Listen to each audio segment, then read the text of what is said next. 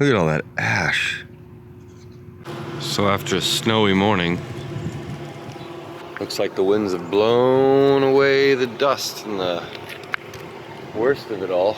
Now it's just blue skies, or kind of. Makes for better running weather. Anyway, neck pain aside, time to put in the work.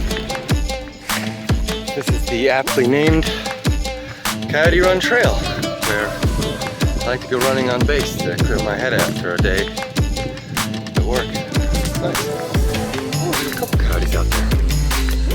Hello, guys.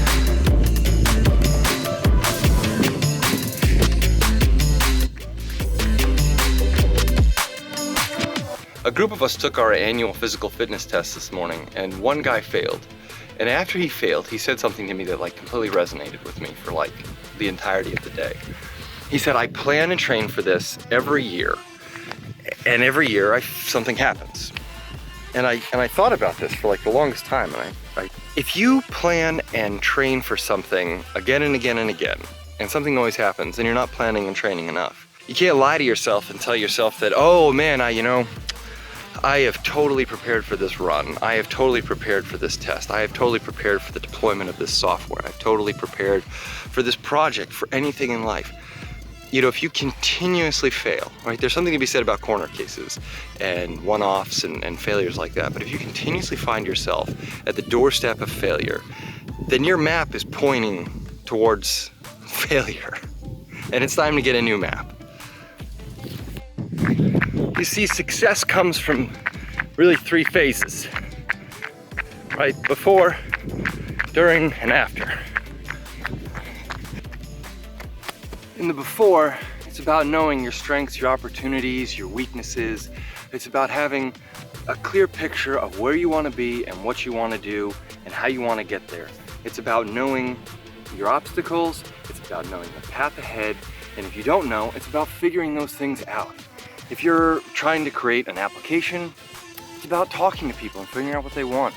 If you're trying to defeat an enemy in battle, it's about figuring out what their strengths are and what you need to do to overcome them, technologically, personnel, whatever. If it's a race, then you're staring at the course map, you're staring at the aid stations, and you're figuring out where you need to be, when you need to be there, what you need to prepare for and plan for as far as terrain, technicality, elevation, altitude, ascent, descent. It's about figuring out what you need to do to prepare yourself so that when it comes time, you show up on day one, ready to go, planned and prepared. And not making excuses about how whatever half-assed job you put together is the best you can do. So you put in the work. Now it's time to put in the work. No matter what obstacles or issues arise, you have to push through and persevere. You have to get to the finish line and deliver on what you told yourself you were going to deliver on. Good luck. So you hired the best project manager in the business. You did all your focus group testing. You planned, you iterated, and things still went awry. Your beta test failed. You got 20,000 feet of climbing in every week for a month, and you had 80-mile weeks, and you still came in DFL at your 100-mile race. So what? You probably finished still anyway, and I bet you learned a few damn good things to take into the next one. Take that, keep moving forward, keep putting in the work, before, during, and after. Never stop, and always forward progress. Good luck, and keep moving. Just keep on grooving. The Bobcat. Whoa, oh.